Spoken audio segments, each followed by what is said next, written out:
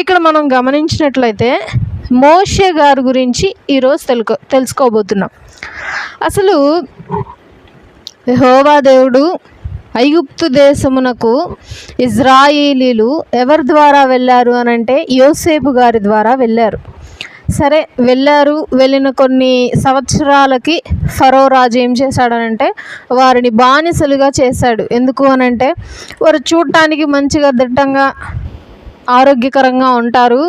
వీళ్ళు బయట నుంచి వచ్చిన వాళ్ళు, ఒకవేళ వీళ్ళని ఇలాగే వదిలేస్తే ఈ రాజ్యం మొత్తాన్ని వీళ్ళే ఆక్రమించుకుంటారు అని చెప్పి వీళ్ళు ఏం చేశారు అనంటే బానిసలుగా చేసేసాడు ఫరో రాజు.